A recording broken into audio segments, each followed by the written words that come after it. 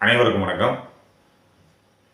இப்போ ஃபேஸ்புக்கில் இன்ஸ்டாகிராம்லலாம் பார்த்தீங்கன்னா நிறைய வீடியோஸ் நம்ம என்டர்டெயின்மெண்ட்டுக்காண்டி நிறைய வீடியோஸ் பார்ப்போம். அந்த மாதிரி பார்த்துக்கிட்டு இருக்கும்போது தான் திடீர்னு பார்த்தீங்கன்னா அழகு குறிப்பு அப்படின்னு ஒரு வீடியோ வந்துச்சு. சரின்ட்டு அதை பார்க்கும்போது சரி ஏதோ ஒரு க்ரீம் ஏதோ இன்ட்ரடியூஸ் பண்ண போகிறாங்க, சரி முகத்துக்கு அழகு சேர்க்குற மாதிரி ஏதோ ஒன்று காட்ட போகிறாங்க அப்படின்னு பார்த்தா அதில் ஒரு பொண்ணு ஏதோ போட்டு தேய்ச்சிக்கிட்டு இருக்கு. தப்பாக நினைக்காதீங்க, அது ஒரு க்ரீமை போட்டு தேய்ச்சிக்கிட்டு இருக்கு. அதே மாதிரி சரி இது என்னடா ஏதோ ரூபாய் இருக்குது அப்படின்ட்டு ஸ்க்ரோல் பண்ணும்போது அடுத்த வீடியோ பார்த்தீங்கன்னா சமையல் குறிப்பு அப்படின்றதுல ஒரு ஆன்டி எதையோ ஆட்டிக்கிட்டு இருக்கு. தப்பாக நினைக்காதீங்க, மாவு. நீங்களும் அப்படி நினச்சிங்க இல்லையா? ஆமாம் சார். அப்போ நானும் அந்த மாதிரி நினச்சதுல தப்பு இல்லையே. ஸோ இந்த மாதிரி ஃபேஸ்புக்கில் அடுத்தடுத்து கண்டினியூவாக வீடியோஸ் ஏன் வருது, இதனால என்ன மாதிரி ஆபத்து இருக்குது, நம்ம வருங்கால இளைஞர்கள் சமுதாயம் என்ன மாதிரி ஆக போகுது அப்படின்றத தான் இந்த காணொலியில் தெளிவாக பார்க்க போகிறோம்.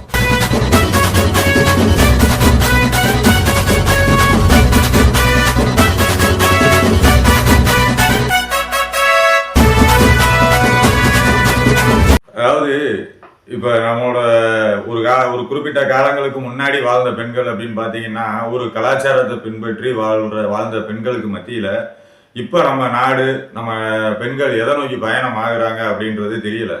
ஏன்னா அந்த அளவுக்கு சோசியல் மீடியாவில் வரக்கூடிய வீடியோஸ் எல்லாம் பார்த்தீங்கன்னா அவ்வளோ ஒரு ஆபாசமாக அவ்வளோ ஒரு கேவலமான வார்த்தைகளோட வருது. அந்த மாதிரி வந்த வீடியோஸோட தொகுப்புகளை தான் பார்த்துட்டு தான் இப்போ நான் உங்களுக்கு இந்த வீடியோ அப்லோட் பண்ணுறேன்.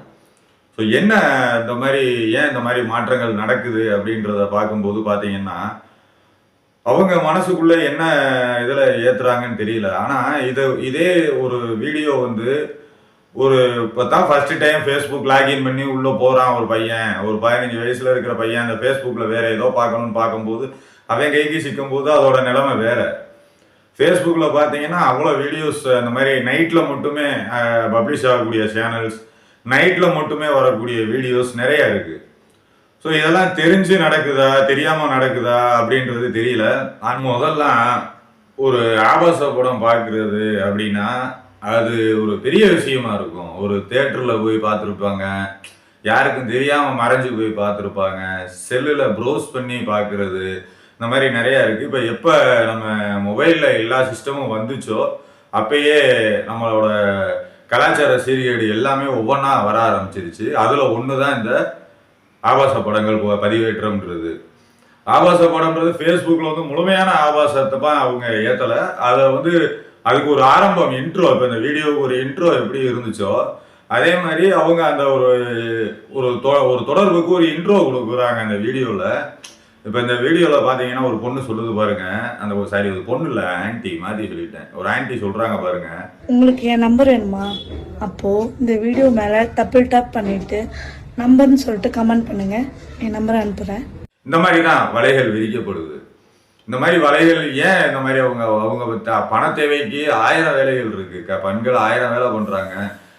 இப்போ உதாரணமாக ரீசெண்டாக பார்த்தோம் அப்படின்னா இந்த பாலியல் தொழிலே ஒரு தடை பண்ண மாதிரி ஆயிடுச்சு. நம்ம தமிழ்நாட்டில் பாலியல் தொழில்ன்றது மேக்சிமம் இல்லை, ஆனால் எல்லாமே ஆன்லைனில் நடந்துக்கிட்டு இருக்கு, நேரடியாக இல்லை. முதல்லாம் பார்த்தீங்கன்னா லாட்ஜில் அங்கங்கே ரைடு நடக்கும், காவல்துறை வருவாங்கன்ற பயத்திலேயே அந்த பாலியல் தொழிலில் ஈடுபடக்கூடியவங்க அவங்க குடும்ப சூழ்நிலையின் காரணமாக ஈடுபடக்கூடியவங்க பார்த்துருக்கோம், நிறைய நியூஸ்லலாம் பார்த்துருக்கோம். இப்போல்லாம் அந்த மாதிரி இதெல்லாம் வரதில்லை. ஏன்னா எல்லாமே டிஜிட்டல் மயம் ஆயிடுச்சு, ஆன்லைன் ஆயிடுச்சு. டைரெக்டாக இப்போ ஆன்லைனில் இந்த விபச்சாரம்ன்றது நடக்கிற மாதிரி தான் எனக்கு தெரியுது அவங்க பேசுகிறதெல்லாம் பார்க்கும்போது. இதனால் நம்ம என்னென்ன பாதிப்புகளை சந்திக்கிறோம் அப்படின்னா, உண்மையிலே ஒரு 15 வயசு இருக்கக்கூடிய ஒரு பையன் இந்த வீடியோவை பார்க்குறான் அப்படின்னா அவனோட மனநிலை எப்படி இருக்கும் கொஞ்சம் யோசிச்சு பாருங்க. நம்ம வீட்டில் பெற்றோர்கள் என் பிள்ளை நல்லவன் தாங்க, என் பிள்ளைலாம் எதுவும் செய்ய மாட்டான், உங்கள் கான்ஃபிடென்ட் நியாயமானது, நான் ஏற்றுக்கிறேன், உங்கள் பிள்ளை எந்த தவறும் செய்யாது, நான் உங்கள் பிள்ளை தவறு செய்யுதுன்னு சொல்லலை. ஆனால் சமுதாயம் தவறு செய்யக்கூடிய சமுதாயமாக ஒரு சில மக்கள் வாழ்ந்துகிட்டு இருக்காங்க இந்த சமுதாயத்தில். அதாவது இந்த சோசியல் மீடியாவில் ஷேர் பண்ணக்கூடிய அந்த ஒரு உரிமை, அந்த ஒரு சட்டம் இருக்குது அப்படின்றத கையில் வச்சுக்கிட்டு என்ன வேணாலும் பதிவேற்றம் பண்ணுறாங்க. என்ன வேணாலும் ஒரு 4 அறைக்குள்ள ஒரு 4 செவத்துக்குள்ள கணவன் மனைவிக்குள்ள மட்டும் நடக்கக்கூடிய அந்த நிகழ்வுகளை பப்ளிக்காக வீடியோவாக அப்லோட் பண்ணுறாங்க.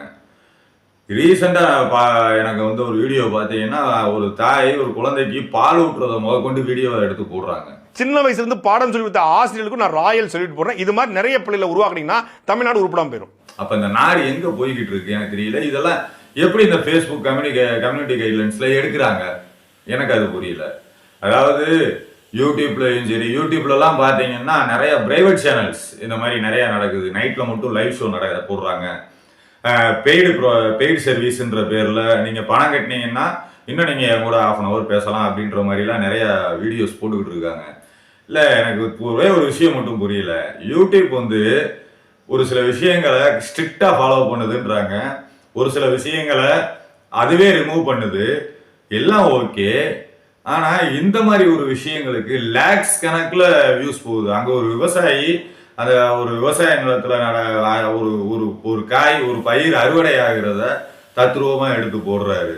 நம்ம சாப்பிடக்கூடிய அவர் அதுல எவ்வளவு உழைப்பு, அந்த ஒரு தானியமோ ஒரு காய்கறியோ எப்படி உருவாகுது, அதுக்கு அந்த விவசாயியும் அந்த விவசாயியோட குடும்பமும் அந்த பூமியும் மறுபிறகு எப்படி எடுக்கிறாங்கன்றதெல்லாம் எடுத்து போடுறாங்க. அதெல்லாம் பார்க்கறதுக்கு டைம் இல்லை, நம்ம மக்களுக்கு நேரம் இல்லை. ஆனா லேசா ஆட்டுறாங்க, தப்பா நினைக்காதீங்க. ஒரு உரல்ல மாவாட்டுறாங்க, ஒரு அதுல வந்து சைடு ஷோ மட்டும் தெரியுதுன்னு வச்சுக்கோங்களேன், உடனே லைக்க போட்டுறேன் நம்ம ஆளு. ஏன் இப்படி பாக்குறாரு? ஒரு பிள்ளை சும்மா முகம் கழுவுது, பாத்தீங்கன்னா 1.5 லட்சம் லைக் வாங்கியிருக்கு அந்த வீடியோ. கோடிக்கணக்கான ஃபாலோவர்ஸ். அப்ப கோடிக்கணக்கான பேரு ஆபாசத்தை மட்டும்தான் தேடுறோமா? எனக்கு புரியல. எங்க போய்கிட்டு இருக்கு? ஏன் இதெல்லாம் இந்த யூடியூப் இது ஒரு சமுதாய பிரச்சனையாவே இந்த யூடியூபுக்கும் ஃபேஸ்புக்குக்கும் தெரியாதா? ஏஐ வீடியோக்களை மட்டும் போடக்கூடிய சேனலை யூடியூப் ரிமூவ் பண்ணுது, ஆபாச கண்டென்ட் போடக்கூடாதுங்குது, 18 வயசுக்கு மேல இருக்கிறவங்க தான் பார்க்கணுன்ற ஆப்ஷன்லாம் கொண்டு வருது. அதை செலக்ட் பண்ணி அவங்க அந்த வீடியோ கொடுக்குறாங்க. லேசா ஒரு வார்த்தை நிதானத்துல ஒரு வார்த்தை விட்டுட்டா கூட அது ஒரு தவறுன்ற மாதிரி கொண்டு வர யூடியூப்பும் ஃபேஸ்புக்கும் ஏன் இந்த ஆன்லைன்ல உங்க மூலியமா உங்க பிளாட்ஃபார்ம்ல நடக்கக்கூடிய விபச்சாரத்துக்கு துணை போறீங்களே, இது மாமா வேலை பார்க்குற மாதிரி தெரியலையா? ஸோ இந்த மாதிரி மாமா வேலை தான் யூடியூப்பும் ஃபேஸ்புக்கும் பார்த்துக்கிட்டு இருக்கு. இதை கண்டும் காணாம விடுறது என்ன அர்த்தம்? அதுக்கு பேரு பணம் கட்டி. நல்லா புரிஞ்சுக்கணும் மக்களே, நான் ஏன் மாமா வேலைன்னு சொல்றேன். பணம் கட்டினா நீங்க யூடியூப் மூலியமா தான் அந்த பணம் கட்டுறீங்க, ஃபேஸ்புக் மூலியமா தான் பணம் கட்டுறீங்க. அவங்க அனுப்புற லிங்க் அதுல தான் இருக்கு. அந்த பெய்ட் சர்வீஸுக்கு அந்த மெம்பர்ஸ் ஆப்ஷன் இருக்கு. அந்த மெம்பர்ஸ் ஆப்ஷன் யூடியூப் தான் கொடுக்குது. அந்த யூடியூப்ல மெம்பர்ஸ் மூலியமா அவங்க ஒரு சில அந்தரங்க வீடியோக்களா காட்டுறாங்க. ஸோ பணம் கட்டி தான் அவங்க அங்கிட்டு இருந்து ஆப்போசிட்ல பாக்குறாங்க. இங்கிட்டு ஒரு கமிஷனை எடுத்துட்டு பாதி பணத்தை அந்த பொண்ணுக்கு அந்த யூடியூப் கொடுக்குது. இதுக்கு பேர் என்ன?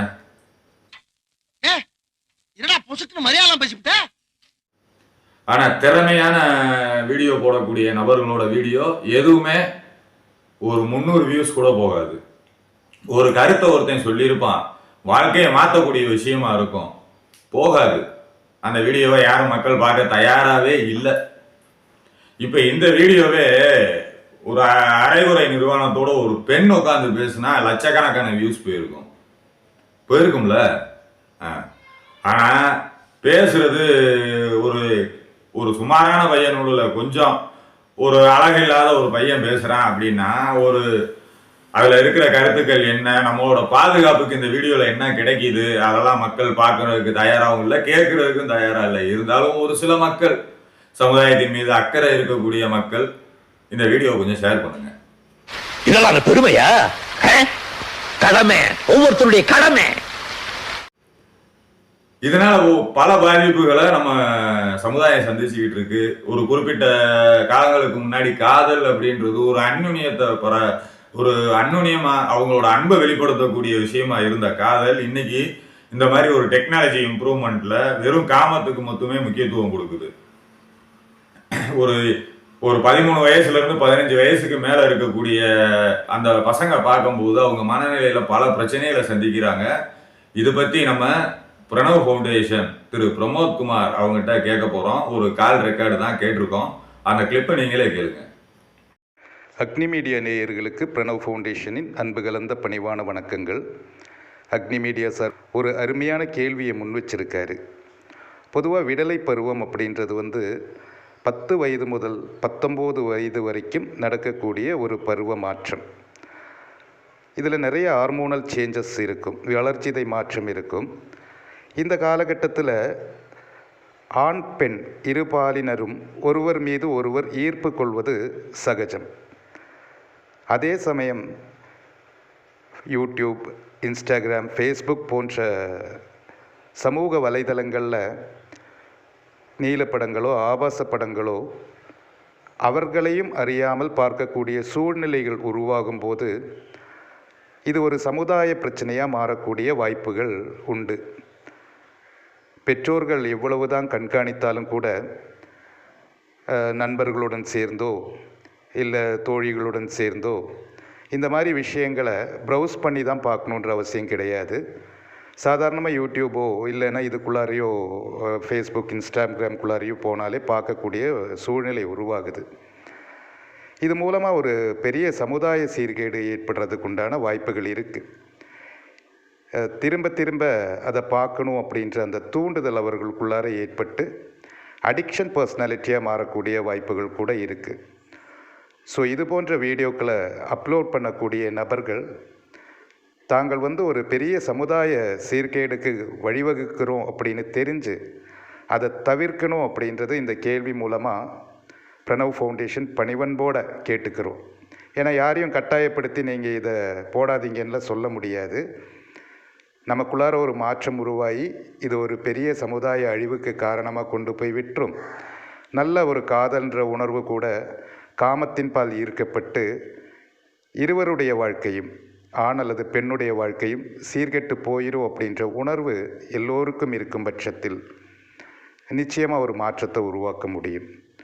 ஸோ அப்லோட் பண்ணுறதுக்கு முன்னாடி உங்கள் குடும்ப உறுப்பினர்கள், உங்கள் சகோதரிகள், உங்கள் சகோதரன்கள் இதில் பாதிக்கப்படுறாங்க அப்படின்னு தெரிஞ்சு அதை அப்லோட் பண்ணுறது தவிர்க்கணும். ஏன்னா ஒரு அடிக்ஷன் பர்சனாலிட்டியாக மாறினதுக்கு அப்புறம் அவங்க அது மூலமாக மிகப்பெரிய பின்விளைவுகளுக்கு சந்திச்சிட்ருக்காங்க. எனக்கு இதை இந்த இடத்துல தெரிவிக்கிறதுக்கு வாய்ப்பு கொடுத்த அக்னி மீடியாவுக்கு பிரணவ் ஃபவுண்டேஷன் ஒரு முறை கூட நன்றி சொல்லிக்கிறோம். நன்றி, வணக்கம். கேட்டிங்களா? இந்த மாதிரி பல பிரச்சனைகளை தான் நம்ம சமுதாயத்துக்கு நீங்கள் கொடுத்துக்கிட்டு இருக்கீங்க. உங்களுக்கு தேவை ஒரு லைக்கு, பணம் சம்பாதிக்கிறதுக்காக, உங்களோட சுயநலத்துக்காக எத்தனையோ குழந்தைங்களை வழிமாற்றி கொண்டு போகிற ஒரு செயலை தான் செஞ்சுக்கிட்டு இருக்கீங்க. இந்த வீடியோ போடுற பெண்களுக்கு வன்மையாக நான் கண்டிக்கிறேன். ஏன்னா பிரணவ் ஃபவுண்டேஷன் பிரமோத்குமார் சார் கூட இதை கண்டித்து சொல்ல முடியாது அப்படின்றத சொல்லியிருந்தாரு. இதை கண்டிக்கலாம், தப்பே கிடையாது, கண்டித்து சொல்லலாம். அதாவது இது ஒரு சமுதாய மாற்றம் போது இந்த சமுதாயத்தில் வாழக்கூடிய ஒரு நபராக நம்ம யார் வேணாலும் இதை கேள்வி கேட்கலாம். அவுத்து காட்டுற அவங்களுக்கே அவ்வளோ உரிமை இருக்கும்போது மானத்தை காப்பாற்றணும்னு நினைக்கிற எங்களுக்கு ஏன் அவ்வளோ உரிமை இருக்கக்கூடாதா? நிச்சயம் இருக்குது. இந்த சமுதாயம் அதை ஏற்றுக்கிறோம். அப்படி ஏற்றுக்கக்கூடிய மக்களும் வாழத்தான் செய்கிறாங்க. ஸோ இந்த மாதிரி சூழ்நிலைகளை தாண்டி தான் நம்ம வாழ்கிறோம். பெற்றோர்கள் தயவு செய்து நீங்கள் அந்த வீடியோ பார்க்குறீங்க, அந்த வீடியோ வருதா, அதில் பார்த்தீங்கன்னா 3 புள்ளி இருக்கும், அதை கிளிக் பண்ணி ஷோ லெஸ்ன்ற ஆப்ஷனை கிளிக் பண்ணுங்கள். அது அந்த வீடியோவுக்கு ரிப்போர்ட் கொடுத்து ஸ்பாம் அண்ட் செக்ஷுவல் ஆப்ஷன் அந்த கண்டென்ட்டை செலக்ட் பண்ணி ரிப்போர்ட் கொடுங்க. கண்டினியூவாக ரிப்போர்ட் கொடுத்துக்கிட்டு இருந்தாலும் ஃபேஸ்புக் திரும்ப அடுத்து வேற எதை தான் காட்டுது. இருந்தாலும் பரவாயில்ல, நீங்கள் ரிப்போர்ட் கொடுத்துக்கிட்டே இருங்க. ஒரு குறிப்பிட்ட நாட்களுக்கு அப்புறம் அந்த வீடியோஸ் வராது. அதே மாதிரி இந்த மாதிரி வீடியோஸில் நீங்கள் மோர் வீடியோ, இதோட ஃபுல் வீடியோ பார்க்குறதுக்கு இந்த லிங்கை கிளிக் பண்ணுங்க அப்படின்னு கீழே லிங்க் வேற கொடுக்குறாங்க.